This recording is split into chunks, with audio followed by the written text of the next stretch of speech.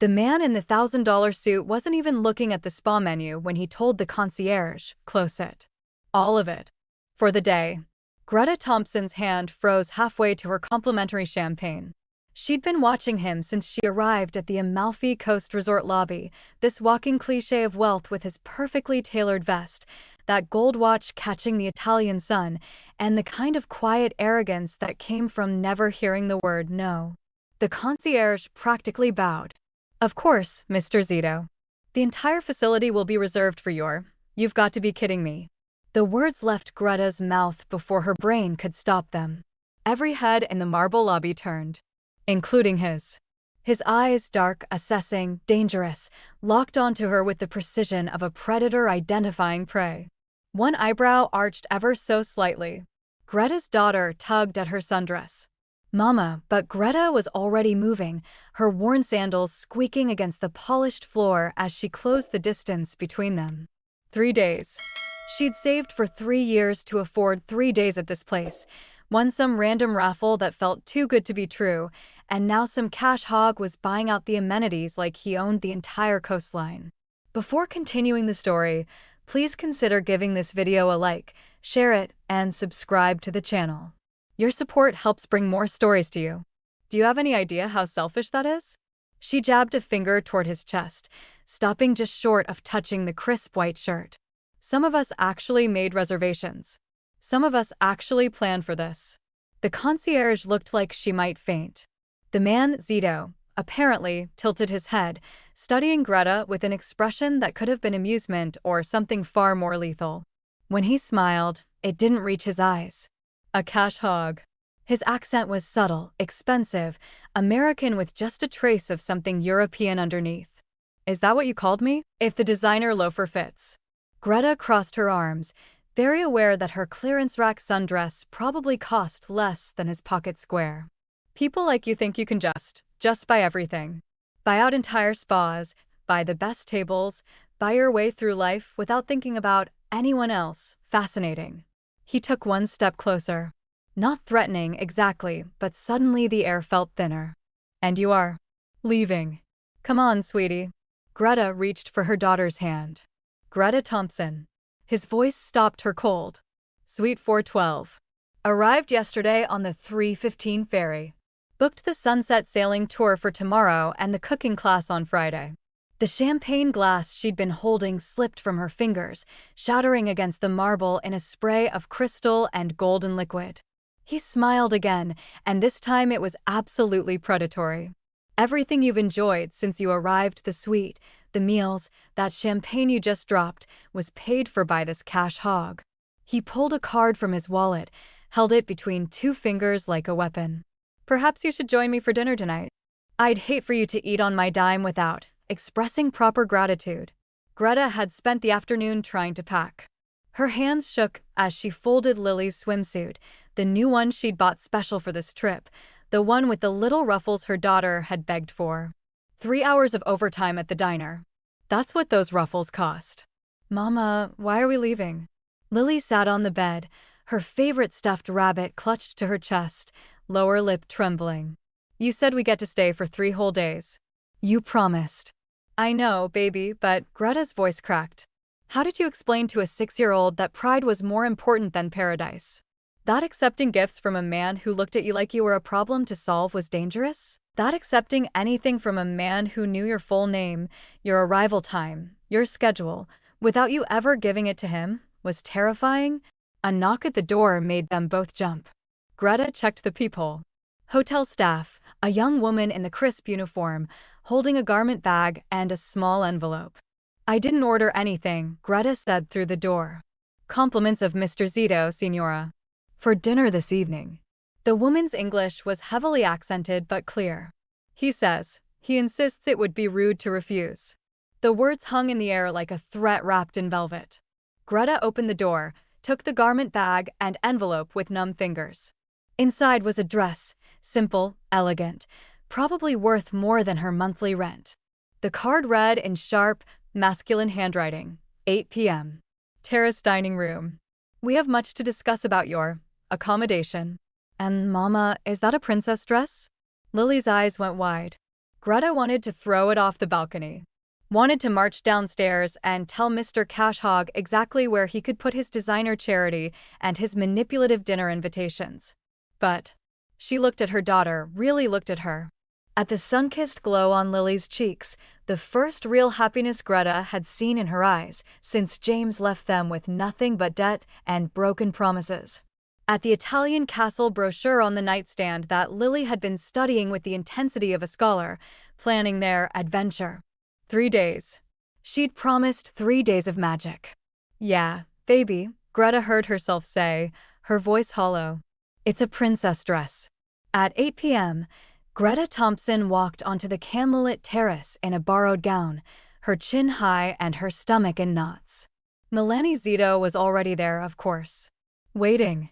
A bottle of wine that probably cost more than her car sat breathing on the table. He stood when he saw her, a gentleman's gesture that felt like mockery, and pulled out her chair with a smile that promised this conversation would change everything. Miss Thompson. His eyes traveled over her slowly, appraisingly. You wear indignation well, but I wonder how you'll wear the truth. Greta sat, spine straight, meeting his gaze with every ounce of defiance she had left. I don't owe you gratitude. I didn't ask for your charity. No, he agreed, pouring her wine with the casual grace of a man who'd orchestrated this entire encounter. But you took it all the same. The question now, Kara, is whether you're brave enough to hear why I gave it and what I expect in return. The first course arrived. Greta's hands shook as she picked up her fork. Somewhere below, the Mediterranean crashed against ancient rocks, beautiful and relentless and utterly indifferent to the small human dramas playing out in its shadow. Milani Zito leaned back in his chair, swirling his wine, watching her with eyes that had seen things she couldn't imagine and decided, weeks ago, that she was his. Let's start with the raffle, he said softly. There was no raffle, Greta. There was only me, deciding you'd had enough of struggling. Deciding it was time we finally met. The wine tasted like velvet and poor decisions. Greta set down her glass harder than necessary, the crystal chiming against the table like an alarm bell. There was no raffle, she repeated, her voice flat. You're telling me you just, what? Picked my name out of thin air and decided to fly a complete stranger to Italy. Milani's expression didn't change.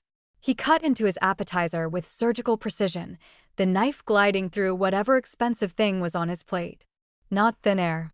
I've known you for quite some time. The terrace suddenly felt smaller. The romantic candlelight now seemed strategic, designed to keep her off balance, unable to see him clearly. That's not an answer. That's a threat wrapped in fancy words. Is it? He looked up then, and the intensity in his dark eyes made her breath catch. You work double shifts at Marlene's Diner on 5th Street. You take the 6 a.m. bus because your car only starts on good days. Your daughter attends Riverside Elementary, where you volunteer every Thursday despite barely having time to sleep. You haven't bought yourself new clothes in, he paused, gesturing at her with his fork, approximately 18 months, based on the wear pattern on the shoes you were wearing this morning.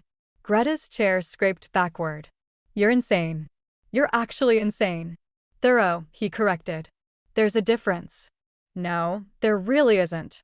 Her heart hammered against her ribs. The urge to run warred with the need to understand. Why? Why me? I'm nobody. I'm a waitress with a kid and student debt and a used Honda that sounds like it's dying. What could you possibly? 3 years ago, Milani interrupted, setting down his silverware with deliberate care. You gave me a cup of coffee. Greta stared at him. What? Marlene's Diner. January. It was snowing. His voice softened almost imperceptibly. I was having the worst day of my professional life. A business deal had collapsed. I'd just fired someone I trusted. I walked into your diner because it was the only place with lights on, and he smiled, but this time it reached his eyes. You looked at me like I was just another cold bastard who needed caffeine. The memory surfaced slowly, like something dredged from deep water. A man in an expensive coat, snow melting in his dark hair, sitting alone in the corner booth. She'd been 8 months pregnant, exhausted, and he'd left a $100 bill for a $3 cup of coffee. You said, rough day? Join the club. At least you've got good shoes. Milani leaned forward. Do you remember what you did when I tried to leave that tip? I ran after you, Greta whispered. I thought you'd made a mistake. You chased me down in the snow, 8 months pregnant, to return money you desperately needed because you thought I'd overpaid by accident. His voice carried something that might have been admiration. You were the only person in 5 years who didn't want something from me. The only one who looked at my expensive coat and thought mistake instead of opportunity. So you what became obsessed? Started stalking me. Anger flared hot and defensive in her chest. That's not romantic, Mr. Zito. That's restraining order territory. I kept track, he corrected. There's a difference. I made sure you got your job back when Marlene threatened to fire you for taking maternity leave. I made sure Riverside Elementary received that grant that kept their after-school program running. I made sure stop. The word came out sharp enough to cut. Just stop. You don't get to do that. You don't get to play puppet master with my life and call it kindness. No, Milani stood, moving around the table with the controlled grace of a man who owned every room he entered. Then what would you call it? Because from where I stand, you've been accepting my help for 3 years. The only difference now is that you know where it's coming from. He was close enough now that she could smell his cologne, something dark and expensive that probably had a waiting list. Close enough that she had to tilt her head back to meet his eyes. I call it manipulation, she said, proud that her voice didn't shake. I call it a rich man playing games because he's bored. If I were bored, Kara, I would have bought you outright. A job, an apartment, a trust fund for your daughter. His hand lifted, and for one suspended moment she thought he might touch her face. Instead, he straightened her napkin on the table beside them, the gesture somehow more intimate than contact. But I didn't want your gratitude or your dependence. I wanted to see what you'd do with a little breathing room. If you'd still chase men down in the snow to return what wasn't yours. And the insult? Greta's hands clenched at her sides. This whole dinner, is this punishment because I called you a cash hog? Punishment. Milani laughed, low and genuine. No, this is fascination. Do you have any idea how rare it is for someone to look at me and see a problem instead of a solution? To call me selfish to my face. Probably because most people have better survival instincts than I do. Probably. He moved back to his chair, but his eyes never left her. Here's what's going to happen, Greta. You're going to stay for the rest of the week. All of it. You're going to let your daughter have her vacation, and you're going to be my guest, my companion, for every meal, every excursion, every moment I require your presence. Or what? Or nothing. He shrugged, but she could see the steel underneath the silk. You can leave right now. Take Lily back to your apartment with the broken heating and the landlord who raises rent every 6 months. Go back to double shifts and a daughter who'll remember the time mom cut their vacation short because of pride. He paused. But we both know you won't. Because he was right. Damn him, he was right. 1 week, Greta said, the words tasting like surrender. Then we're done. Whatever this is, this weird obsession or game or deal. Milani raised his wine glass. 1 week to prove I'm not the villain you think I am. Greta didn't touch her glass. And if you can't? His smile was sharp enough to draw blood. Then, Kara, you'll have a much better story about the cash hog who tried. Greta didn't sleep.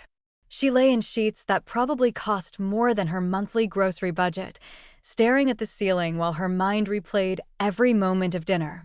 The way Milani had known things he shouldn't know. The way he'd looked at her like she was a puzzle he'd already solved, but wanted to take apart anyway, just to admire the pieces. At 5 a.m., she made her decision. She packed quietly, methodically, folding their clothes with the kind of precision that came from years of making do with one suitcase. Lily's ruffled swimsuit. The sundress with the tiny stain Greta had scrubbed out 3 times. The stuffed rabbit that had seen better days, but still got tucked in every night. We're going home, baby, she whispered to her sleeping daughter. Back to real life. Except when she tried to open the door to their suite, her key card didn't work. She tried it again. The light blinked red. Denied. You've got to be kidding me. Greta jammed the card in harder, as if anger could override electronic locks. Red. Red. Red. Her phone buzzed.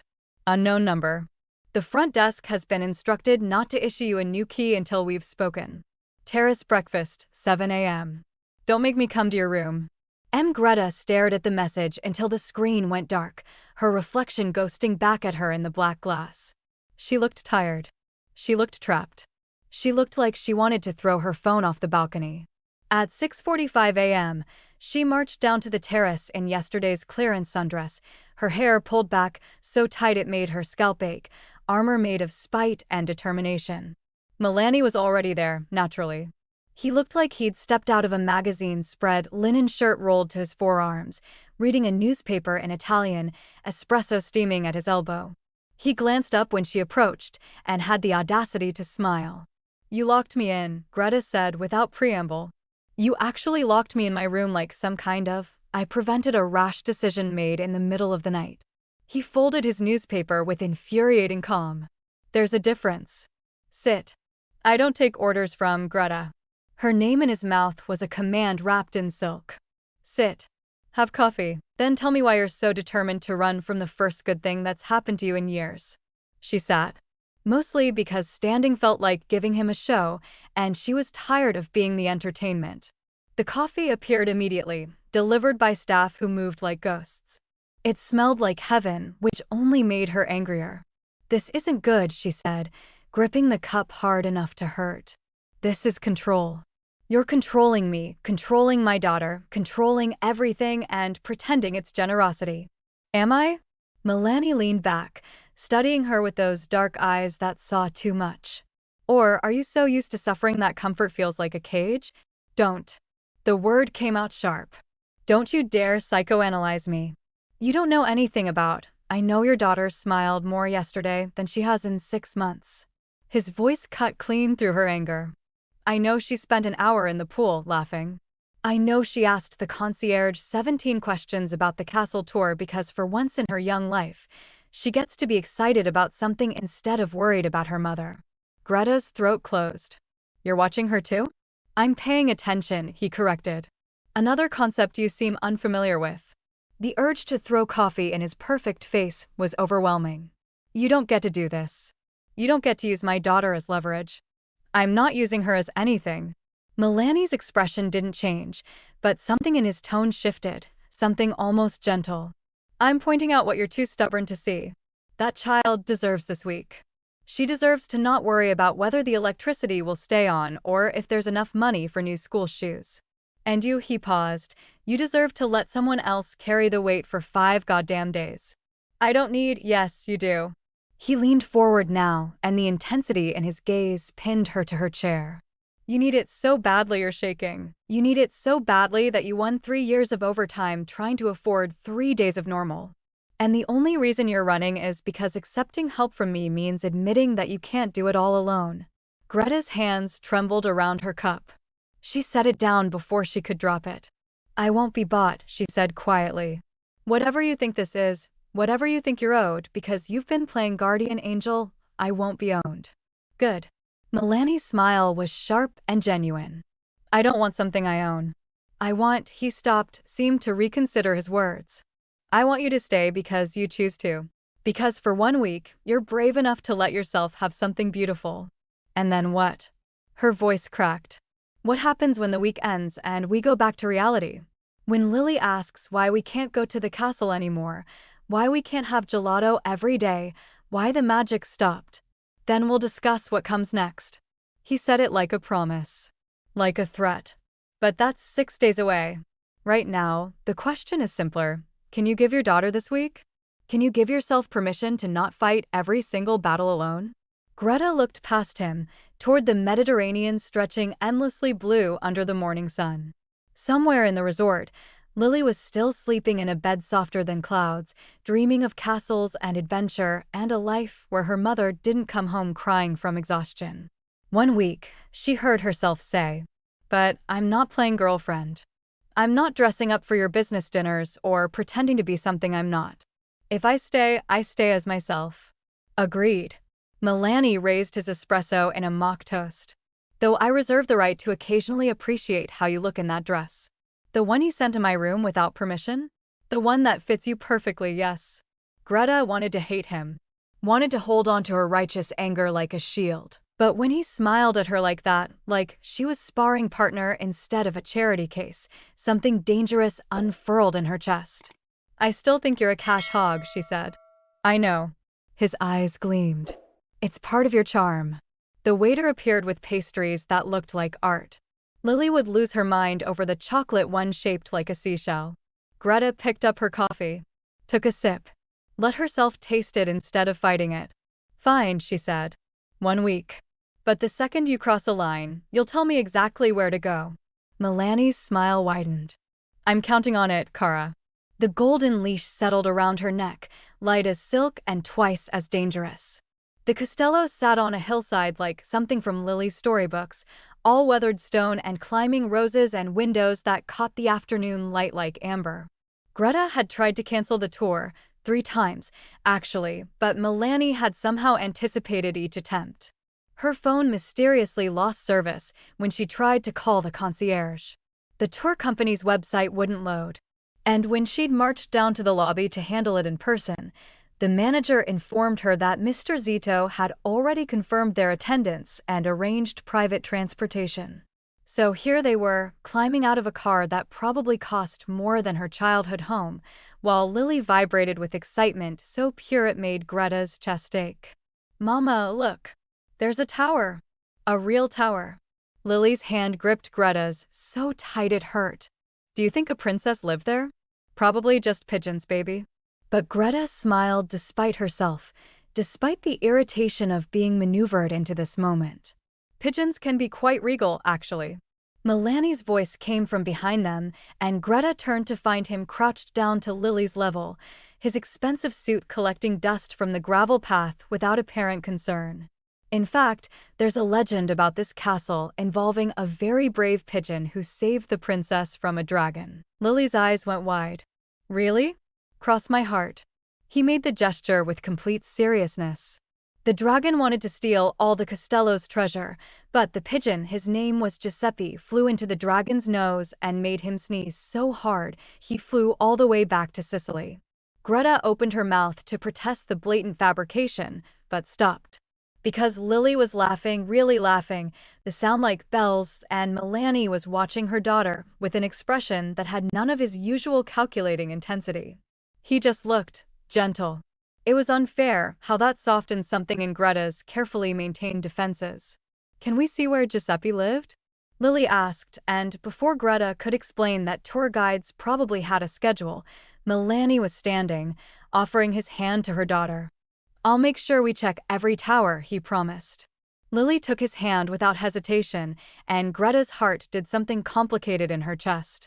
The tour guide, a cheerful woman named Francesca, led them through halls where nobility once walked, telling stories of Renaissance intrigue and artistic patronage. But Greta found herself watching Milani more than the frescoes. Watching how he never let go of Lily's hand, even when navigating narrow staircases. How he listened to her endless questions with the same attention he'd probably given million-dollar negotiations. How he pointed out details in the paintings that would interest a 6-year-old, not the historical significance, but the tiny dog hidden in the corner, the silly hat on the nobleman, the way the painted flowers looked real enough to pick. "Mr. Zito is very good with children," Francesca commented quietly as they entered the Costello's garden. Ahead, Milani was helping Lily climb onto a low wall, holding her steady while she pretended to address her royal subjects. "He doesn't have any of his own?" The question left Greta's mouth before she could stop it. Francesca shook her head. "He comes here sometimes alone. I've given him this tour perhaps 5 times. He always looks at the family portraits the longest, the ones with the children." She smiled. "I think perhaps he is lonely, that one. All that money, but he looks at paintings of families like a man starving." Something shifted in Greta's understanding, a picture rearranging itself into a shape she didn't want to acknowledge. "Mama, come see." Lily waved frantically from her perch. "I can see the whole ocean." Greta moved toward them, but stopped short when she heard Lily's next words. "Do you have a little girl?" her daughter asked Milani with the blunt curiosity of childhood. "No," he said simply. "I don't." "That's sad." Lily tilted her head, considering him with 6-year-old wisdom. "You'd be a good papa." You know about Giuseppe, and you don't mind when I ask lots of questions, and you have really strong hands for lifting. Milani's expression did something Greta had never seen before. It cracked, just for a moment, showing something raw underneath. That's very kind of you to say. Maybe you could practice with us, Lily continued, oblivious to the weight of her words. Mama says I ask too many questions and she gets tired sometimes. You could help answer them. Like a team. Lily, Greta started, moving forward to extract her daughter from this increasingly dangerous conversation. But Milani caught her eye, and what she saw there stopped her cold. Not the calculating billionaire. Not the man who orchestrated lives like chess moves. Just someone who looked at her daughter like she'd offered him something precious, something he'd convinced himself he didn't deserve. I would be honored, he told Lily seriously, to be on your team. Even temporarily. What's temporarily? It means for a little while. Oh. Lily frowned. Why only a little while? Don't you like us? The question hung in the garden air, simple and devastating. Milani looked at Greta then, and she saw the answer in his eyes before he spoke. I like you both very much. Sometimes that's exactly why things can only be temporary. Greta's throat closed. Because she understood, suddenly, what Francesca had seen. This wasn't a game to him. This wasn't some rich man's entertainment. He'd been watching her for 3 years, making sure she was safe, waiting for what? Permission? The right moment? The courage to reach for something his money couldn't guarantee? Come on, baby, Greta said softly. Let's go find Giuseppe's tower.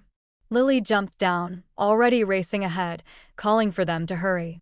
Milani fell into step beside Greta, close enough that their hands almost brushed. You're very quiet. I'm recalculating, she admitted. And I think you might be the most dangerous kind of cash hog. She glanced at him sidelong. The kind who makes me forget why I needed the walls in the first place. His smile was small, private, genuine. Good. They walked through the Castello gardens while Lily searched for brave pigeons, and Greta felt her carefully constructed narrative crumbling with every step. What would you do if someone saw through all your walls? Is it terrifying or a relief? Drop your thoughts below and subscribe for the next part of the story.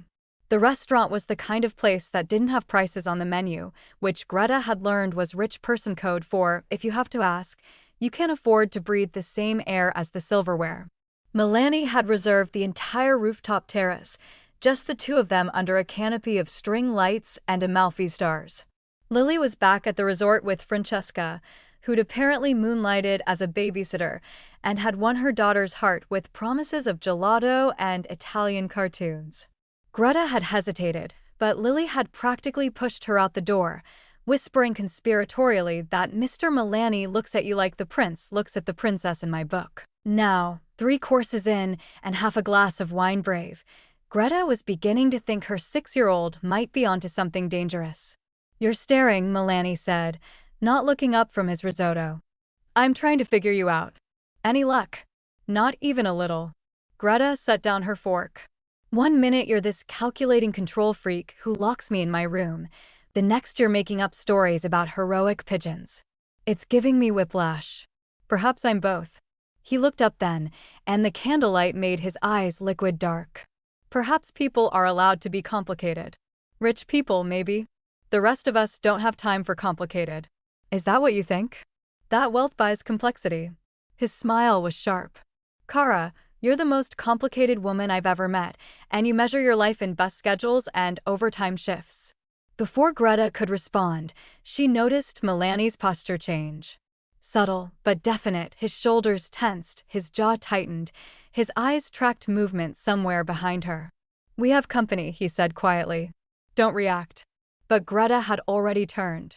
3 men in suits that screamed money and menace were crossing the terrace, moving with the kind of purposeful stride that said they hadn't been invited but didn't care.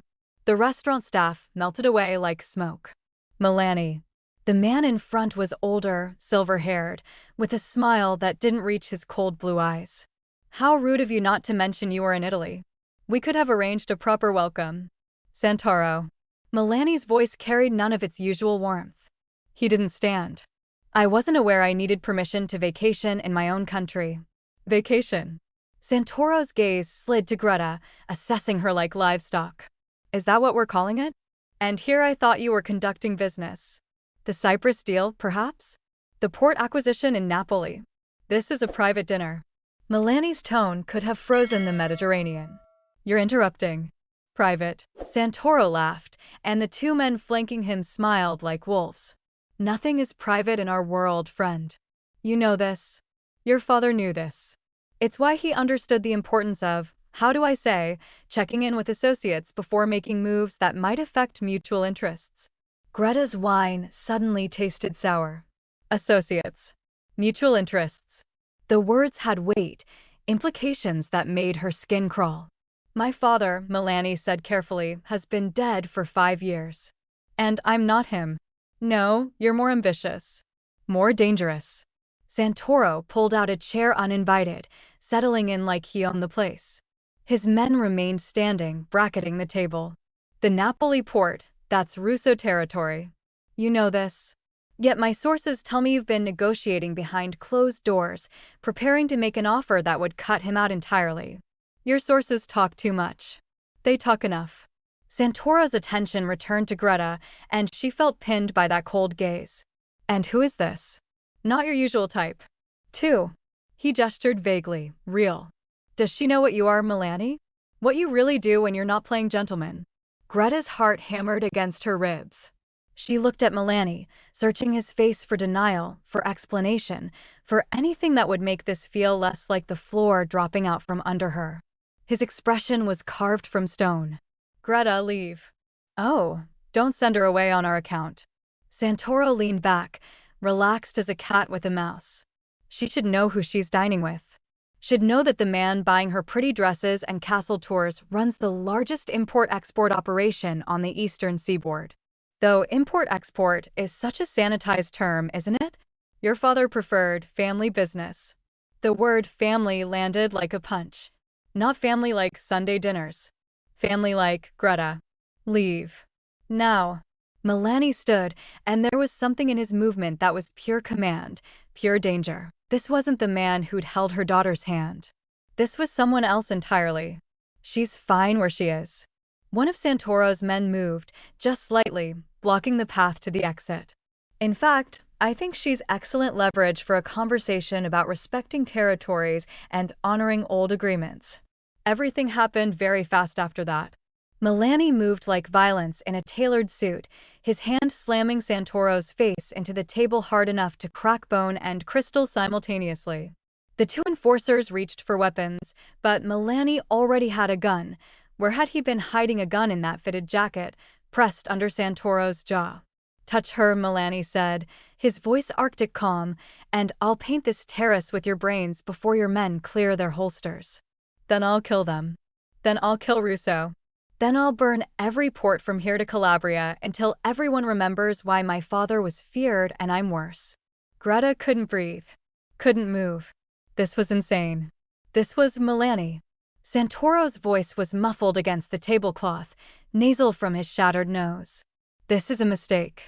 The mistake was interrupting my dinner. Milani pressed the gun harder. The mistake was looking at her. The mistake was thinking I'm still playing by my father's rules. He leaned closer. I'm not my father, Santoro. I'm the thing he was too weak to become. Now get out of my sight before I decide your apology isn't sufficient. He released Santoro with a shove. The older man stumbled back, blood streaming from his nose, murder in his eyes. This isn't over, Santoro hissed. It never is. Milani didn't lower the gun until all 3 men had retreated down the stairs. Even then, he kept it in his hand, checking the terrace, the exits, the shadows. Finally, he looked at Greta. She was standing now, pressed against the far railing, staring at him like he was a stranger. Because he was. The man who'd made her daughter laugh about pigeons had just threatened to burn ports and kill people with the casual certainty of someone ordering coffee. Greta, don't. Her voice shook. Don't you dare try to explain this away. I wasn't going to. He set the gun down on the table, the metal gleaming in the candlelight. I was going to tell you the truth. Finally. The truth. She laughed, high and slightly hysterical.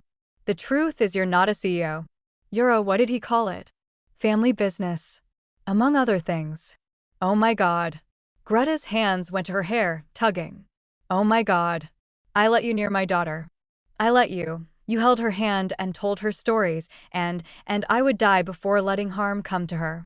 Milani's voice cut through her panic. That hasn't changed. That will never change. You threatened to kill people. Yes. No apology. No shame. Just fact. And I meant every word. Because in my world, Greta, hesitation gets you killed. Weakness gets you killed. And letting men like Santoro think they can use you to control me. His jaw tightened. That gets you killed. Greta backed toward the stairs. I need to go.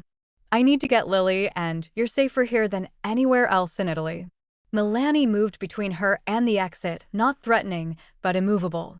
The moment you leave my protection, you become a target. They'll use you to get to me. This is insane. Her voice cracked. This whole thing is insane. I'm a waitress from Philadelphia. I don't belong in a world where people pull guns at dinner. No, he agreed quietly. You don't. But you're in it now. Because of me. And I will keep you safe, whether you forgive me or not. The string lights swayed in the coastal breeze. The Mediterranean crashed against rocks far below. Somewhere, her daughter was eating gelato, oblivious to the fact that her mother had just watched a man she was starting to care about threaten murder without blinking. Who are you? Greta whispered. Milani looked at her with eyes that had seen things she couldn't imagine, done things she didn't want to know. I'm exactly who I've always been, Kara. You're just finally seeing all of me. Greta got Lily back to the suite with a smile so tight it hurt. She listened to her daughter chatter about gelato flavors and castle towers, nodded at the right places, laughed when Lily described Giuseppe the pigeon as if he were a personal friend. She sat on the edge of the bed while Lily brushed her teeth, helped her into pajamas, tucked the stuffed rabbit under her arm, and kissed her forehead like everything in the world was normal. Only when Lily's breathing evened out into sleep did Greta allow herself to move. She went to the balcony first, because she needed air and because the ocean felt like the only thing big enough to hold the panic in her chest. The Amalfi night was soft, perfumed, indecently beautiful. It should have felt romantic. It felt like a trap. Her phone buzzed. I'm outside. Open the door. Greta's fingers tightened around the device until her knuckles whitened. She didn't answer. She walked to the suite door and yanked it open. Milani stood in the hallway like he belonged there, one hand in his pocket, his suit jacket gone, sleeves rolled up. His hair was slightly mussed in a way that would have looked boyish on another man. On him, it only made him look like the kind of predator who didn't bother hiding the teeth anymore. Behind him, two men lingered at the far end of the corridor. Security. They watched the hallway, not her. Professionals. Greta stepped into the doorway, keeping her body between Milani and the room where her daughter slept. You're not coming in. Milani's gaze flicked past her shoulder, then back. Is she asleep? Yes. Greta's voice was low, razor-edged. And if she wakes up and sees you, I swear to God she won't. His tone softened, just enough to be insulting. I came to talk. You came to control the narrative, she snapped. Because you lost control at dinner. His eyes narrowed. I didn't lose control. You slammed a man's face into a table and pulled a gun under candlelight like it was a fork. Greta's throat tightened on the words. That is not normal. That is not CEO behavior. That is underworld. Milani didn't deny it. That was the worst part. He just stood there, calm and unflinching, like morality was a language he'd learned but didn't speak unless required. Tell me the truth, Greta said. All of it. Who are you? Why have you been watching me? And why, her voice broke despite her effort, why did you pick me? A beat of silence. Then Milani's gaze dropped, not in shame, but in something like calculation, as if deciding how much truth wouldn't destroy her. You should close the door, he said quietly. Not because I'm a threat to your child. Because the hallway is not where you want to hear this. Greta didn't move. Here's fine. Milani exhaled once, slow. My name is Milani Zito. I'm the CEO of Zito Holdings. That's true. What's also true is that Zito Holdings is built on a foundation people prefer not to talk about. Shipping. Ports. Contracts. Debt. Favors. His mouth curved without humor. and sometimes violence. Greta swallowed hard. So you're Mafia. I don't use that word. He took one small step closer, and the air changed. He didn't touch her, didn't crowd her, but the space between them felt charged. It makes people think of movies, romance, codes of honor. The reality is uglier, more practical. And Santoro? Greta asked. And Russo? Territory? What am I supposed to do with that? Tell my daughter we can't go home because mommy accidentally got involved with criminals. Milani's jaw flexed. You're involved because I made you involved. That's on me. That's all you have? Greta's laugh was sharp and breathless. That's on you. Like it's a spilled drink. Milani's eyes held hers. I'm not asking you to accept it. I'm telling you it's the truth. You wanted it. I want the truth about me. Greta's nails bit into her palms. Why me, Milani? Not because I returned your stupid tip in a snowstorm. That's not enough for 3 years of surveillance and an Italian vacation ransom. Something moved behind his eyes then, memory maybe. Or pain. You saved someone, he said. Greta blinked. I what? You saved someone, Milani repeated slower. And you don't even remember. Greta's stomach turned. Stop talking in riddles. Milani's gaze shifted briefly down the hall, toward his security, then back to her. When you were 19, you worked nights at a convenience store off Route 6. South Philly. Greta froze. The memory hit her like cold water. Fluorescent lights. Sticky floors. The smell of burnt coffee that had been sitting too long. A summer she rarely thought about because thinking about it meant thinking about what she'd been running from. I did, she said carefully. For a few months. How do you? A boy came in near closing, Milani continued. Bleeding. Panicked. He'd been jumped. He had a broken rib and a knife cut along his side. He was hiding from men who wanted him dead. Greta's mouth went dry. I was that boy, Milani said. For a second, Greta didn't understand. Her brain refused to place the polished man in front of her into the memory she hadn't touched in years. Then she saw it, beneath the tailored clothing and the ruthless composure, something in the angles of his face. The intensity of his eyes. The way he held himself like someone who'd learned early that softness was punished. You. Her voice came out as a whisper. No. That can't be, you were behind the counter. You could have called the police. You could have called the men outside. You could have pretended you didn't see me. Milani's throat bobbed as he swallowed. Instead, you locked the door, pulled the blinds, and told me to sit down like I was a stupid kid who'd scraped his knee. Greta's heart was pounding so hard it felt like it might crack her ribs. The memory sharpened. A young man with blood on his shirt, eyes wild, insisting he had to go, that he couldn't stay. Greta, young and stubborn even then, pointing him to the storage closet. Tearing an old t-shirt into strips. The way her hands had trembled while she pressed fabric to his wound. I gave you my apron, she said faintly, words falling out of her without permission. Your shirt was soaked through, and you gave me your apron and your last bottle of water. Milani's voice roughened. You sat on the floor outside the storage closet all night with a baseball bat, in case they came in. You were 19, Greta. You had nothing. And you still chose to protect a stranger. Greta leaned back against the doorframe, suddenly weak. I thought you were just some kid running from a bad crowd. I was. His smile was brief, bitter. A bad crowd that belonged to my father. I tried to leave. I tried to disappear. That night was the closest I came. Greta's eyes stung. She hated it, hated that this was getting under her skin, hated that his story was reaching for her compassion like a hand sliding under her armor. What happened? She whispered. After that night. Milani's gaze dropped, just for a moment. A man found me the next morning. Brought me back. Told my father where I'd been. My father asked how I survived the night without bleeding out. He looked up again, eyes dark. I didn't tell him your name. I didn't tell him anything. But I never forgot you. Greta's throat tightened. So you tracked me down. I waited, he said. For years.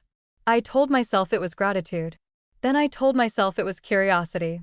Then I told myself it was nothing at all, because wanting you was inconvenient.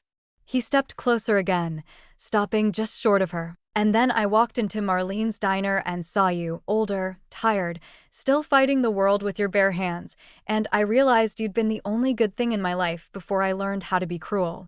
Greta shook her head slowly, dizzy with the shape of it. That doesn't make it okay. I know. His voice was quiet. But it explains why I couldn't leave you alone. Why I couldn't watch you drown while I stood on shore. Greta stared at him, seeing him suddenly as two people layered over each other. The bleeding boy in a storage closet and the man who could threaten to burn ports like matches. Both real. Both him. And Lily, she asked, fear rising again, sharp and protective. Did you choose me because I have a child? Because you wanted what? A ready-made family. Milani's expression tightened, not with anger, but something like discomfort. No, I didn't know about Lily at first. When I found out, he paused. I understood the stakes. I understood you weren't just fighting for yourself. And now, Greta said, voice trembling, I'm fighting because of you. Milani didn't flinch from the accusation. Yes. Greta stared at him until her eyes burned. Then she did the only thing she could do to keep from falling apart. She gave herself a rule. You don't come near my daughter alone, she said, each word deliberate. Ever. You don't make decisions about our lives without telling me. And you do not, do you hear me? You do not lock me in anywhere again. Milani held her gaze. Agreed. And when this week ends, Greta continued, voice raw, we go home. No more castles. No more dinner tables with guns under them. No more surprises. I don't care who you are or who you were. Lily deserves normal. Normal, Milani echoed softly, like the word was foreign. I can try. Greta swallowed, fighting the sudden, stupid urge to reach for him, to touch his sleeve, to confirm he was real, to comfort the bleeding boy she'd once protected. She hated that urge most of all. You should go, she said, because if she didn't, she might do something reckless. Milani nodded once. He stepped back, then paused. Greta. What? I didn't choose you because I thought you'd be easy to buy. His eyes were steady, serious. I chose you because you were the only person who ever protected me for free. Greta's breath caught. Milani turned and walked away down the corridor, his security falling into place around him like shadows. Greta closed the door, slid the lock, and leaned her forehead against it until the wood stopped spinning. In the bedroom, Lily sighed in her sleep and murmured something about towers and pigeons. Greta wiped her eyes with the heel of her hand, furious at herself for crying, furious at him for making her remember. And terrified because the truth had changed the shape of everything. What would you do if the man you feared turned out to be someone you once saved? Would you run or stay and demand more? Leave your question in the comments. What should Greta ask Milani next? Greta had insisted on going alone. That was her first mistake. It's just the market, she'd told Milani over breakfast, her voice firm in that way that meant she was drawing a line. I want to buy Lily something with my own money. Something normal. Something that doesn't come from you. Milani had looked at her with those dark eyes that saw too much, his espresso halfway to his mouth. Then take Marco. I don't need a bodyguard to buy a souvenir. You do now. His tone had been flat, final.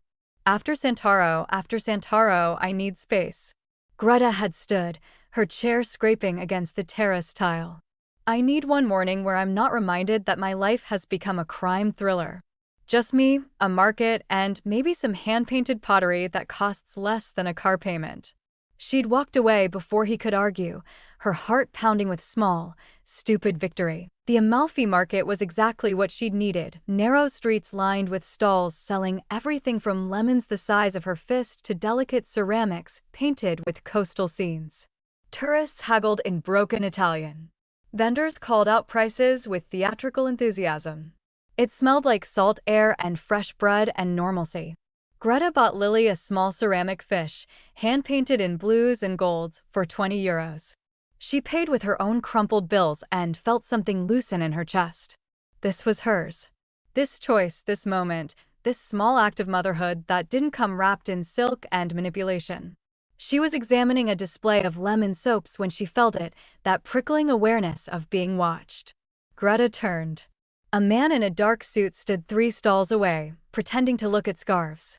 Too polished for a tourist. Too focused for a casual shopper. When their eyes met, he didn't look away. He smiled. Her stomach dropped. Greta moved quickly, weaving between stalls, her bag clutched tight against her side. The crowd was thick enough that she told herself she was being paranoid. That not every man in a suit was a threat. That Milani's world hadn't actually followed her into a sunshine market where grandmothers sold tomatoes. She turned down a quieter street, aiming for the main road where taxis waited. Halfway down, a black car pulled up alongside her, smooth and deliberate.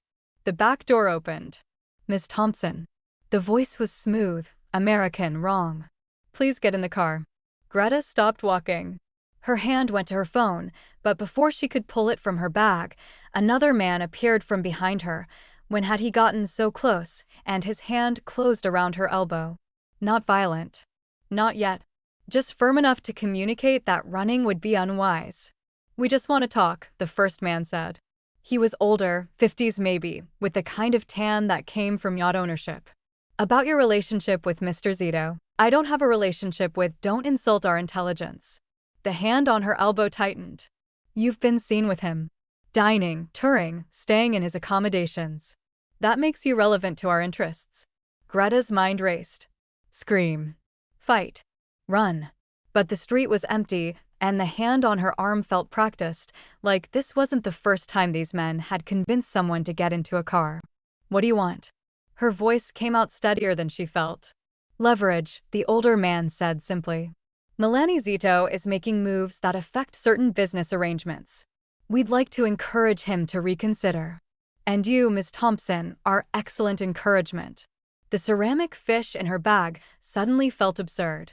A child's toy in a world where people were leverage and encouragement meant kidnapping. "He won't care," Greta said, desperation sharpening her words. "I'm nobody to him. Just some. You're sleeping in his private suite. Eating at his table. He had Santoro's nose broken for looking at you." The man's smile widened. "You're not nobody, dear. You're the first weakness Milani Zito has shown in 5 years. That makes you very valuable." The hand on her elbow started pulling her toward the car. Greta twisted, trying to break free, but the grip was iron.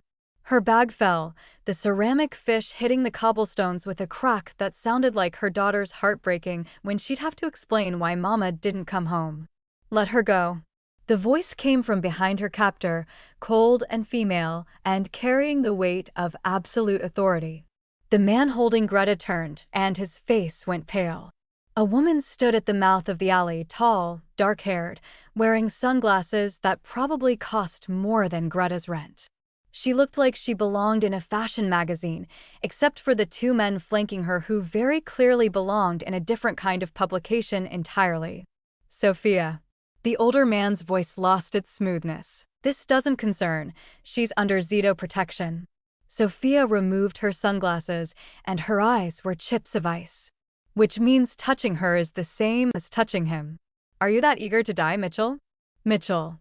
Greta filed the name away, her journalist instincts kicking in even through the fear. "We're just having a conversation," Mitchell tried. "No." Sophia stepped forward, and something about her movement made both men tense. "You're attempting to kidnap a civilian under the mistaken impression that Milani has gone soft. Let me correct that assumption. He hasn't. He's simply redirected his brutality. And the things he'll do to you for putting your hands on her." She smiled. "I almost want to let you continue, just to watch." The hand on Greta's elbow released. Greta stumbled forward, and one of Sophia's men, not Marco, someone bigger, scarier, steadied her with surprising gentleness. "Get in the car," Sophia said, not looking at Greta. "We're leaving." "My bag," the second guard was already retrieving it, carefully collecting the broken pieces of the ceramic fish. Greta let herself be guided to a different black car, this one idling at the street's entrance. Her legs felt disconnected from her body. Her hands shook so badly she couldn't manage the seatbelt until Sophia, sliding in beside her, reached over and clicked it into place. "Breathe," Sophia commanded. "In through your nose. Out through your mouth. You're in shock, but you're safe." Greta breathed. The car pulled away smoothly, and through the rear window she watched Mitchell and his associate standing in the alley, looking like men who just realized they'd made a fatal miscalculation. "Who are you?" Greta managed. "Sofia Castillo, head of security for Zito Holdings." The woman pulled out her phone, typed something rapidly. "Also the person who's been following you all morning because Milani knew you'd refuse protection and asked me to be discreet." Discreet. Greta's laugh came out hysterical. "I was almost kidnapped." Almost only counts in horseshoes. Sophia's fingers moved across her screen. "You weren't taken. That's what matters." Greta's phone buzzed. Then again. Then started ringing. Milani's name flashed across the screen. "Answer it," Sophia said. "He's losing his mind." Greta answered. "I'm fine. Where are you?" Milani's voice was granite and fury. "Sophia has you? You're safe." "I'm in her car." Greta's voice cracked. "They tried to take me. They said I was leverage." The silence on the other end was terrible. When Milani spoke again, his voice was so controlled it scared her more than shouting would have. "I'm ending this. Today. Stay with Sophia. Don't leave the villa. I'll be there in an hour." "Milani, this is my fault." The words were clipped, final. "I should have kept you closer. I should have, it doesn't matter. Stay safe. Let me handle this." He hung up. Greta stared at her phone, then at Sophia, who was watching her with something like sympathy. "What's he going to do?" Greta asked. Sophia's smile was sharp. "What he does best. Remind people why his father was feared, and he's worse." The car wound up the coastal road toward a villa Greta had never seen, leaving the market and its sunshine and its illusion of normal far behind. In her lap, her bag held the pieces of a broken ceramic fish that had cost €20 and one morning of pretending she was just a mother on vacation. The vacation, Greta understood now, was over. It had probably been over the moment she called a Mafia king a cash hog and he decided she was worth keeping. The villa sat on a clifftop 30 minutes outside Amalfi, accessible only by a private road that wound through olive groves and past 2 separate security checkpoints. Greta watched through the car window as wrought iron gates, each one larger and more imposing than the last, opened at their approach, then closed behind them with the finality of a prison door. "This is temporary," Milani said from beside her, his hand resting on her knee. "Not possessive, exactly. Protective." She wasn't sure which was worse. "Until we identify who sent the men." Lily was asleep against Greta's shoulder, exhausted from crying after the attack. 3 hours ago, they'd been shopping for postcards. Then the black sedan. The hands grabbing at her arm. Milani's men appearing from nowhere, the crack of gunfire that still echoed in Greta's skull. "You mean until you figure out which of your business associates tried to kidnap us?" Greta's voice came out flat dead. The last of her illusions had shattered on that cobblestone street along with a storefront window. Milani's joy tightened, but he didn't argue. Couldn't argue. The vacation fantasy was over. The villa itself was something from a dream or a movie about people whose problems could be solved with enough money. Cream-colored stone, terracotta roof tiles, gardens that tumbled down toward the sea in terraced explosions of bougainvillea and jasmine. Staff appeared to take their bags, then disappeared like ghosts at a single gesture from Milani. "The West Wing is yours," he said, guiding them through rooms filled with Renaissance art and furniture that probably belonged in museums. "Lily's room connects to yours. My quarters are in the East Wing. You'll have privacy." How generous. Greta shifted her daughter's weight, not looking at him. "A gilded cage with separate bedrooms." "Greta, don't." She finally met his eyes, and something in her expression made him stop. "Don't tell me this is for my own good. Don't tell me I'm safe here. We both know I'm only in danger because of you." The truth of it hung between them, sharp and accusatory. For once, Milani Zito had no smooth reply, no dangerous smile. He just nodded once, turned, and walked away, his footsteps echoing against marble floors. That night, Greta couldn't sleep. She'd put Lily to bed in a room that looked like it belonged to a princess in a storybook, canopy bed, hand-painted ceiling, toys that had appeared from nowhere as if Milani had simply wished them into existence. Her daughter had fallen asleep clutching her rabbit, tear tracks still visible on her cheeks. Greta found herself wandering the villa, drawn by restlessness and something she didn't want to name. The house was quiet, but she could feel security everywhere in the shadows, watching, protecting, trapping. She found Milani on the terrace, jacket discarded, shirt sleeves rolled up, staring out at the black expanse of the Mediterranean. A bottle of whiskey sat on the table beside him, half empty. Can't sleep either? His voice carried that same exhaustion she felt. Lily had a nightmare. Greta stayed in the doorway, maintaining distance. About the men. The guns. Milani's hands curled into fists on the stone railing. They'll be found. Dealt with. Is that supposed to comfort me? More violence to answer violence.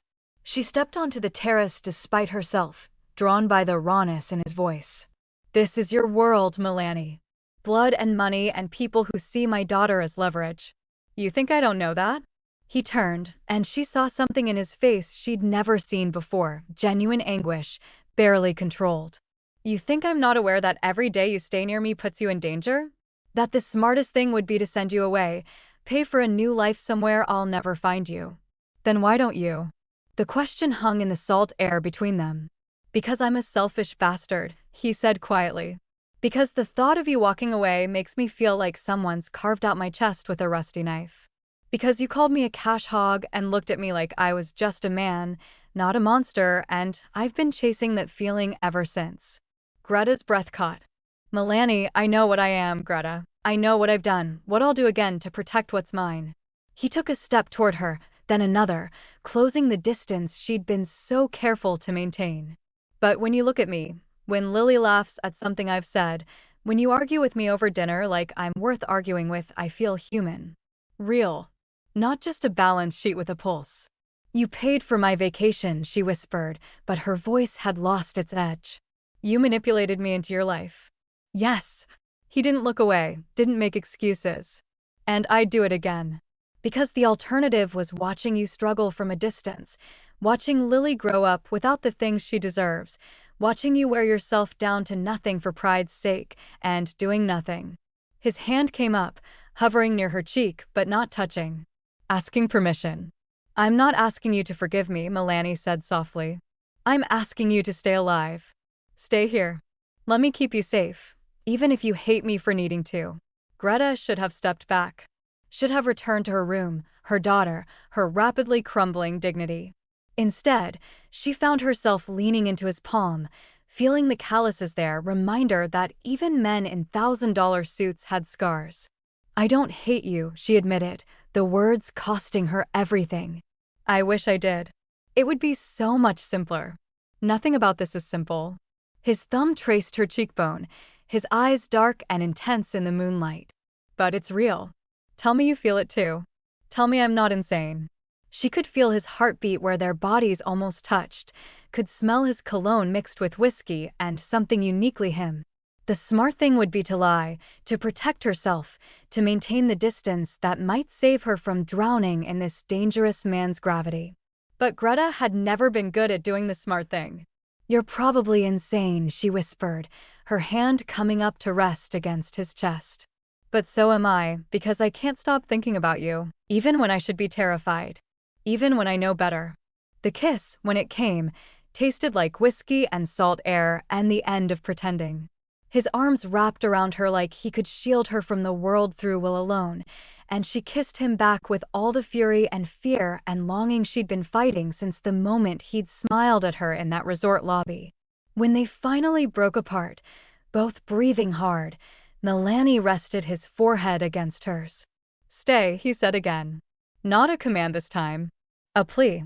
Greta thought of her daughter asleep upstairs, of the security watching the shadows, of the violence that had shattered her afternoon and the man who'd stood between her and it without hesitation. I'm staying, she said. But not because you paid for it. Not because I have nowhere else to go. Then why? She pulled back just enough to meet his eyes, letting him see the truth there, terrifying and certain in equal measure. Because when those men grabbed me today, the only thing I could think was that I hadn't told you yet. That you didn't know. She took a shaking breath.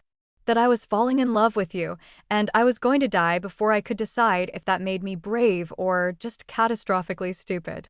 Milani's expression cracked into something raw and unguarded, and when he kissed her again, it felt like falling and being caught at the same time.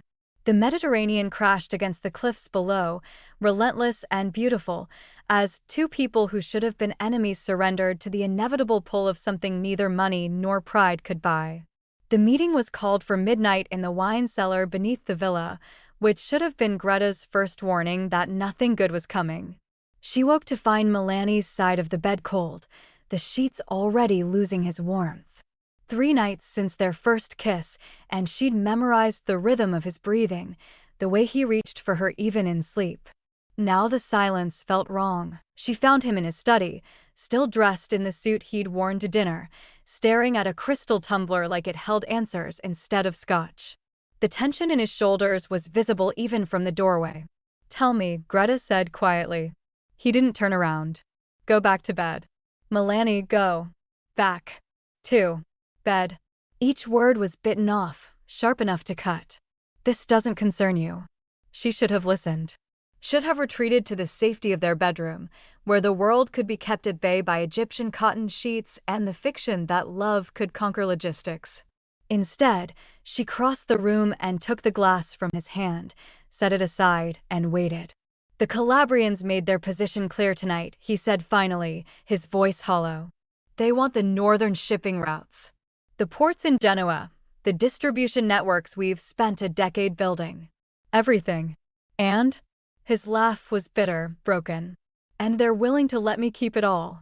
The territory, the business, the money. Every dollar I've fought for."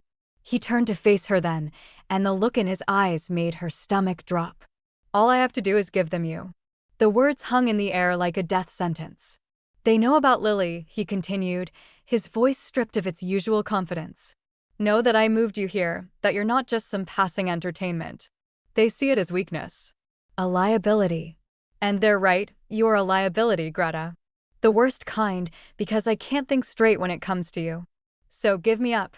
She said it calmly, though her heart was hammering against her ribs. "Take the deal. Keep your empire. Don't." His hand shot out, gripping her arm, not hard, but desperate. "Don't you dare make this easier." "I'm not making it easier. I'm being realistic." She pulled away, wrapped her arms around herself like she could hold her breaking pieces together. "This is what I told you would happen. What I knew from the moment those men grabbed me. Your world doesn't have room for people like me and Lily. My world can be whatever I make it. Can it?"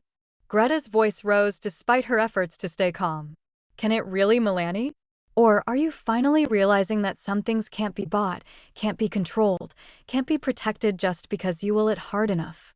He was across the room in 3 strides, his hands cupping her face with a gentleness that contradicted the fury in his eyes. "You think I don't know that?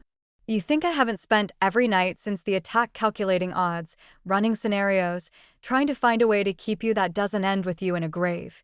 Then let me go." Tears burned her eyes, but she refused to let them fall.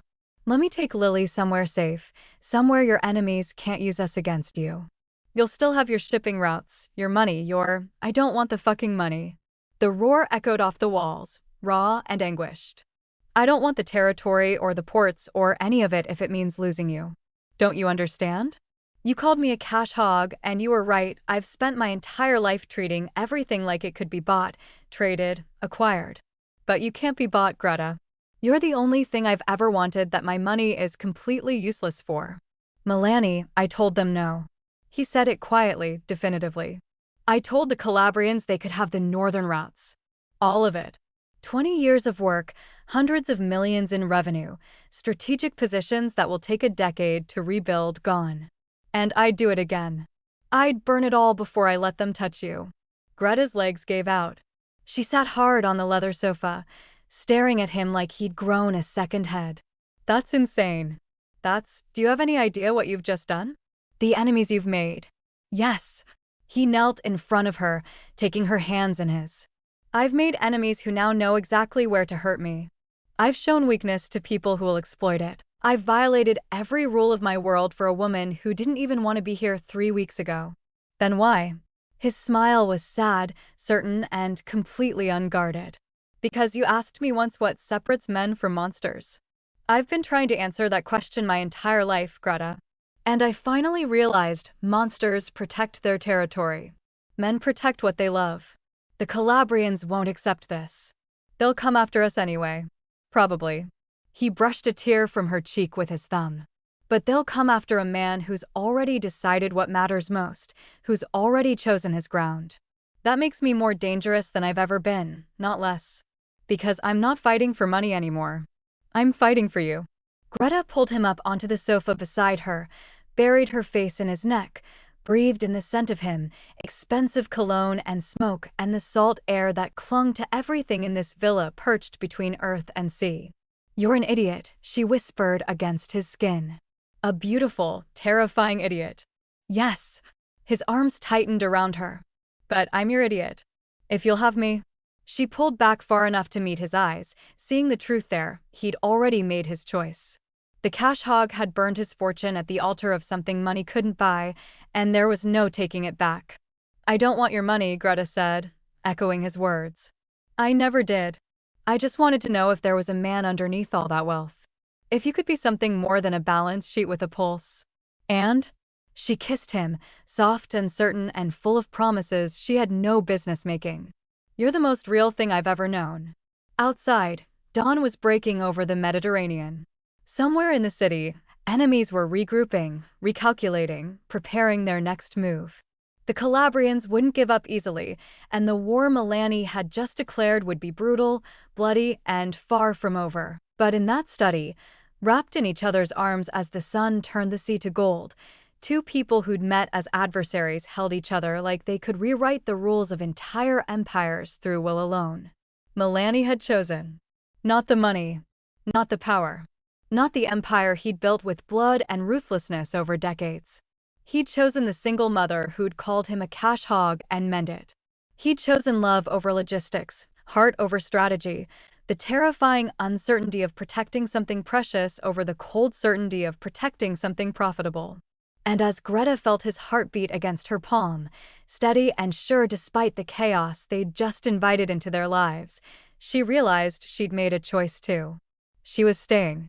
Not as his kept woman, not as a liability to be managed, but as an equal partner in whatever came next. The cash hog had become a man. And Greta Thompson, fiercely independent single mother, had finally learned that accepting love didn't mean surrendering strength. It meant finding someone worth fighting beside. Would you have made the same choice as Milani, sacrificing everything you built for someone you love? Let me know in the comments what you would do.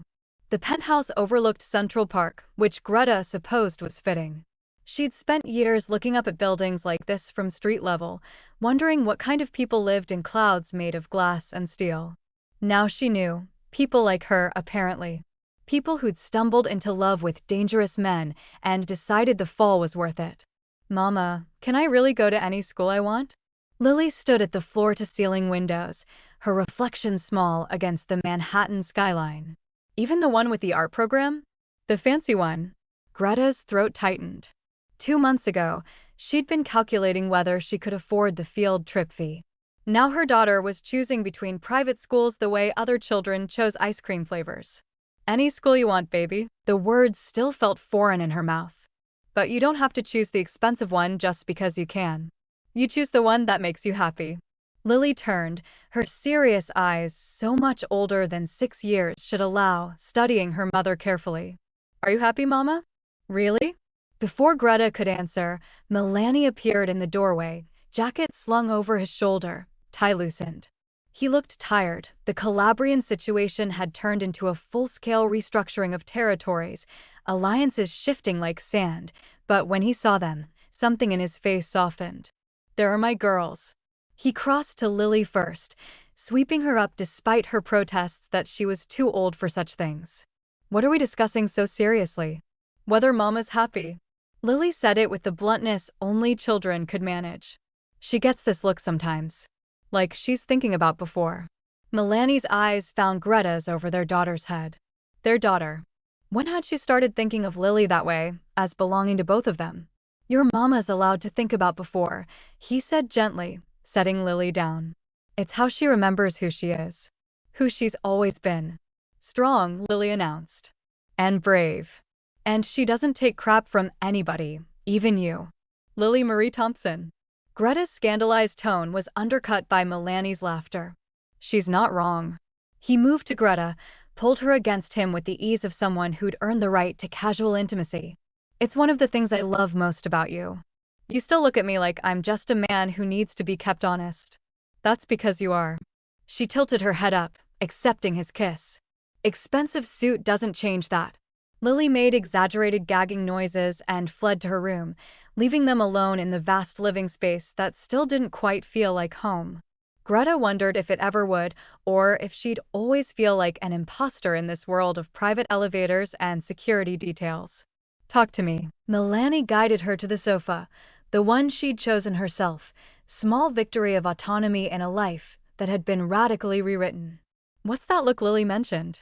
Greta stared out at the park, at the people moving like ants on the pathways below.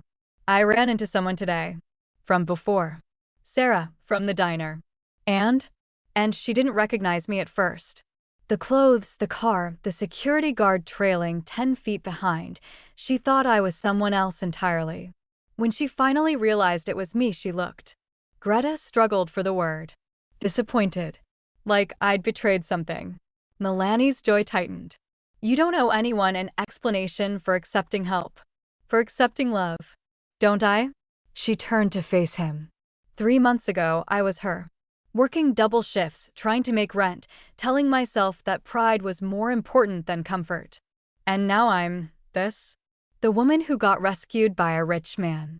The cautionary tale. The one who gave up her independence for a penthouse view. Is that what you think you did? His voice was quiet, dangerous in the way that meant she'd hurt him. Gave up your independence? I don't know what I did. The confession burst out of her, raw and honest. I love you.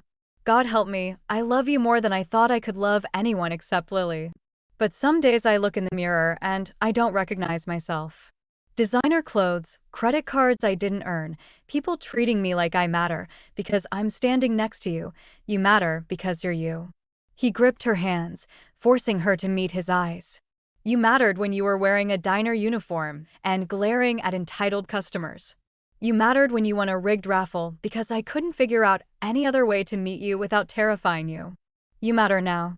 The circumstances changed, Greta. You didn't. Didn't I?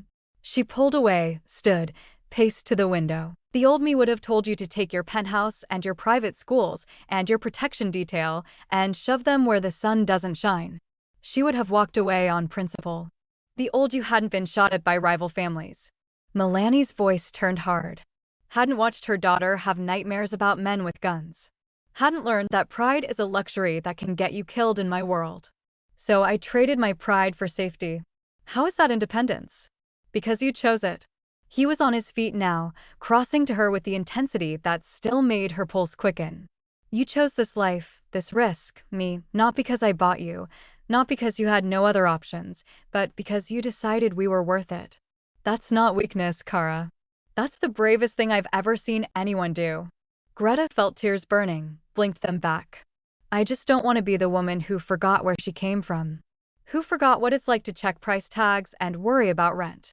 Then don't forget. He cupped her face, thumbs brushing away the tears that escaped despite her best efforts. Keep working at that community center you insisted on volunteering at. Keep teaching Lily that money is a tool, not a measure of worth. Keep calling me a cash hog when I get too comfortable with excess. His smile was soft, certain. Keep being exactly who you are, the woman who looked at a man in $1,000 suit and saw through all the bullshit to the human underneath. And if I can't? If I lose myself in all this, then I'll remind you. He pressed his forehead to hers. Every single day, if necessary. Because I didn't fall in love with a struggling single mom. I fell in love with Greta Thompson, who happens to be a single mom and happened to be struggling, but whose essential self, fierce, honest, uncompromising, has nothing to do with her bank balance. She kissed him then, tasting salt and certainty and the complicated truth that accepting help wasn't surrender, that love could coexist with autonomy. That the woman who'd called him a cash hog in an Italian resort lobby was still here, just wearing different armor. When they pulled apart, Lily was standing in the doorway with her backpack and that serious expression that meant she'd been eavesdropping. "I picked a school," she announced. "The one with the art program. But only if they have a scholarship program I can help with when I'm older.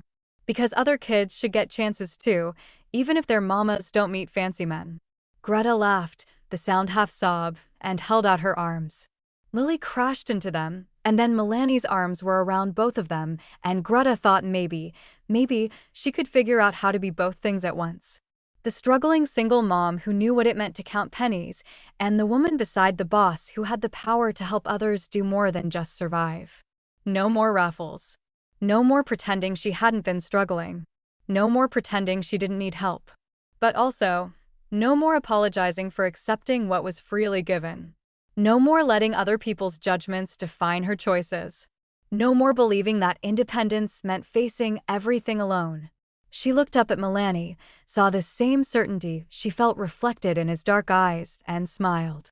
"I'm happy," she said, answering Lily's earlier question. "Really happy. Even when it scares me. Even when I missed before. I'm happy." And standing in their penthouse overlooking Central Park, surrounded by the family she'd chosen and who'd chosen her back, Greta Thompson finally believed it. Thank you for listening until the very end. Don't forget to like, subscribe, and share the story. There's another story like the one you just enjoyed on your left screen.